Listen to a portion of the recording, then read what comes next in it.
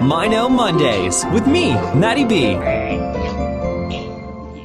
Today on Mino Mondays, we've got a very special interview, our first with the staff at Team Mino. It's Marji, who is one of the in-house animators.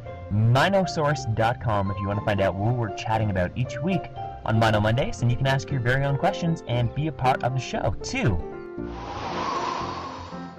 Okay, I just finished revenging somebody in Mino Monsters, and now Marji's with us. Marji. Hi. And you are one of the animators at Team Mino, right? Yes, I am. So how did you get involved in this project, first off? Well, Courtney is our main artist over at Mino Monsters. She does all the backgrounds and the designs and everything, and I actually had been friends with her online. Just one of those internet people, you know. I'd been following her on DeviantArt, and I'd talked to her a few times through like this chat that we were both on. And she found out that I animate at some point, and so then when she got hired at Mino Monsters, they were looking for animators, so she basically dropped my name and was like, hey, she knows how to animate. So, very cool. Yeah. Networking. Oh yeah, very much so. Right. So maybe walk us through the first thing you do. So what is the first thing they do? Do they give you something and say, here, do this? How does it work? Well, it's actually pretty cool since the team is so small. We all get to be involved with almost every aspect of the monsters. Courtney has the final say usually. Well, besides Josh, but Courtney usually comes up with the design or the idea. But she'll usually run it by us. We'll talk about it. Like we'll say, well, we've had a lot of fire guys. Let's do some water for a change, or we've had a lot of this, and we'll kind of be in on that discussion. But as far as animation, Courtney will we'll set up the character and all the different views that we need, and she'll draw it all out and color it and everything. And then she'll send it our way, and we'll set it up in Flash, which is the program that we use. Mm-hmm. And then at that point, we break it down into the pieces that we need to animate, and that's pretty much the first step of animation right there. Right. What's the most challenging part of getting an animation done for a new Mino? Probably the most challenging part, I still struggle with this even though it's been like 2 years, is calculating the hours, because Josh will come up and say, hey, we need this done, how long will it take? And I never know how to answer. I'm always like, let me sit down and look at the calendar, and how long does this usually take? And every monster's a little different. Some of them have 2 legs, some have 4 legs. This guy has fire, that takes longer, and it's always like this huge, sometimes we get it right, sometimes we get it really off. So just when I think I know how to schedule, it's like, no, this twice as long as we thought it was going to. So. Which monster has been the most difficult for you? Probably, it's funny because sometimes we'll get a simple monster and we think, oh, this guy will be a piece of cake, and then it ends up being a huge nightmare. But usually the legendaries are probably our biggest challenge. They have a lot of effects going on, and special effects take a really long time to figure out sometimes. They're usually very complex in their design. They have a lot of joints. We have to try to, when we do have to redraw them and move them, we have to really do it right and make sure that we're redrawing things right. We have to get Courtney's help sometimes on that. We're like, does the head look like this from this angle? And stuff like that. Yeah. So yeah, probably the legendaries, I would say, usually cause the most problems. But we'll have a surprise every now and then. I'm trying to think of one. I want to say probably the 4-legged guys end up causing the most problems. Yeah. More legs, you got more stuff to worry about. So like Infernam, Firewolf. I'm listing a lot of fire guys here. Yeah. Fire Which one? Problem. Which one has been your favorite to animate?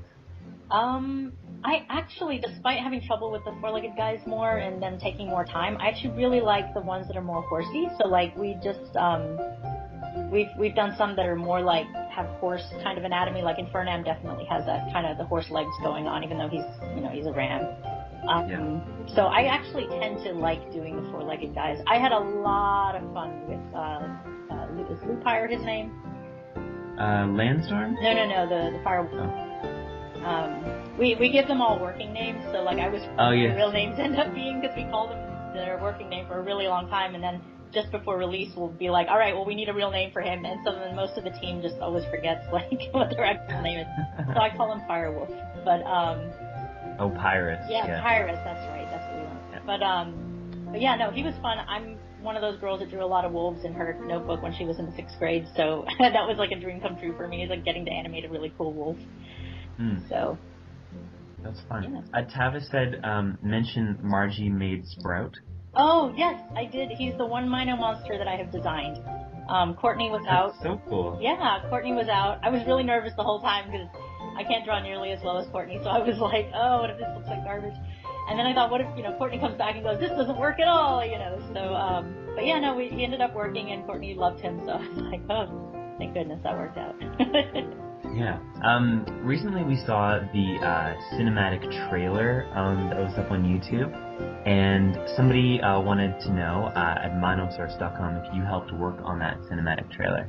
Yes, actually, the team that works on the game also worked on that trailer, with the addition of, we had another animator, Alex Kwan. She actually worked at Titmouse over in New York, and she had done some freelance for us before, and we were talking to her because she really wanted to work on the trailer, and I said, well, Josh wants to keep it in-house. We don't want to use any freelancers for this because we want to have complete control over it, Yeah. And, so she was like, well, I think I have like some downtime coming over at Titmouse, so I have like a few months. So she actually came over and she, stayed with me. We had a spare room that she stayed in, and then she worked in-house with us for about 3 months.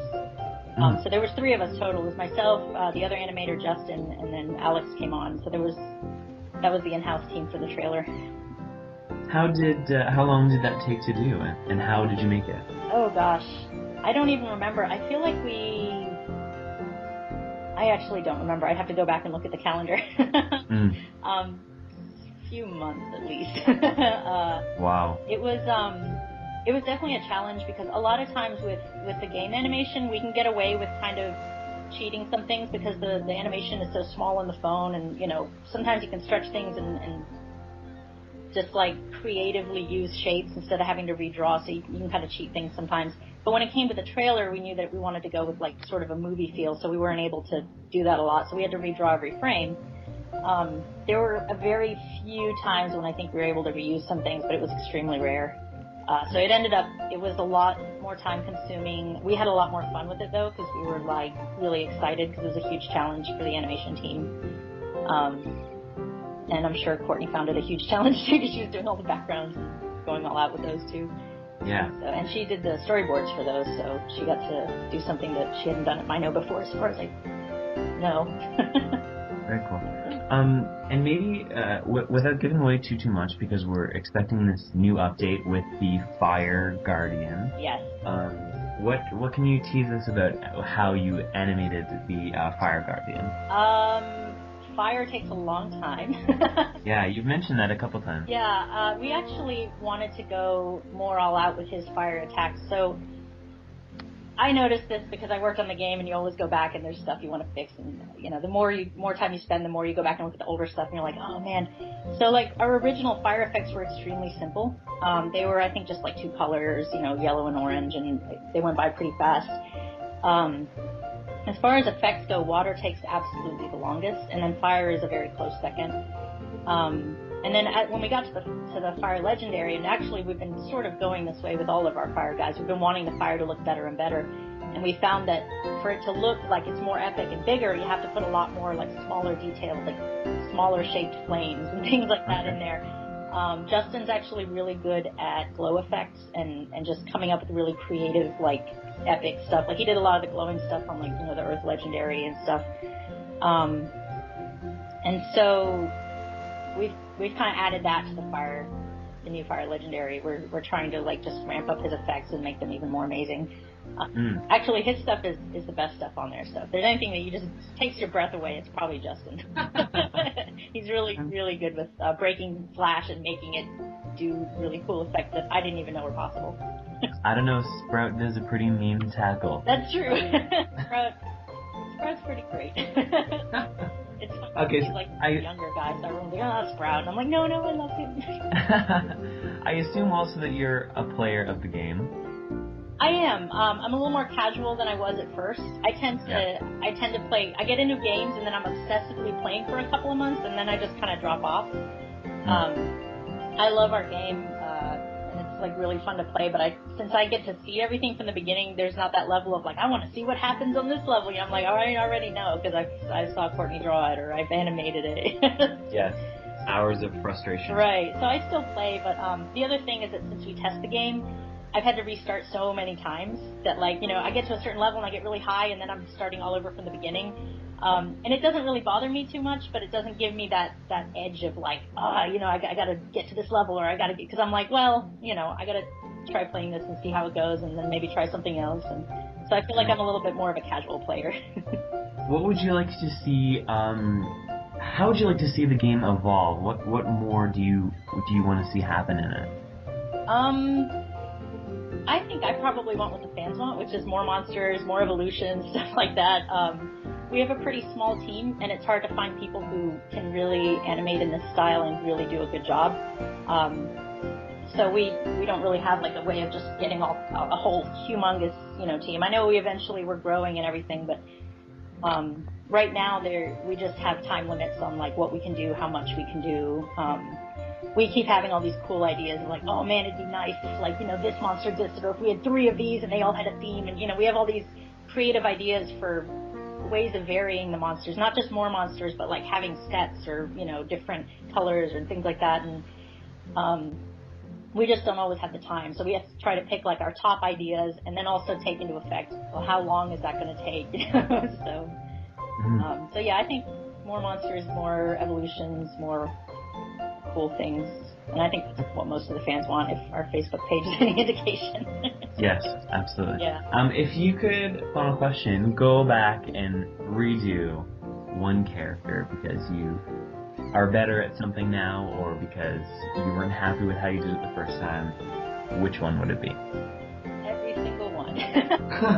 You're too critical of yourself. I think anyone who's an artist or anyone who has ever worked on a project, whether it's writing or crocheting or just literally anything, you look back at your old work and you're like, oh man, I want to fix this, And in our case, we'll go back into older files sometimes to either reference some animation or reuse something or see how we solved a certain problem. And I'll go back into our old stuff and I'm just like, I want to redo this, I want to redo that. And it's usually with the animation. Sometimes it's with like an idea, like we'll say, oh, I wish this attack could have been bigger, but we just didn't have the time. So, a lot of the effects work has changed over time too. So like, I think a lot of the effects we'd like to go in and add more detail and make it more lush, but we have to move on to making more monsters, because at the end of the day, as nice as it would be to nitpick and make everything absolutely perfect, we're always going to want to come back. There's always going to be more to change, and it's better to just move forward and create new monsters and make the world even better. Great answer, Marji. Thanks for chatting with me. Yeah, no problem. Thank you. That's all right. fun. Bye-bye. Bye.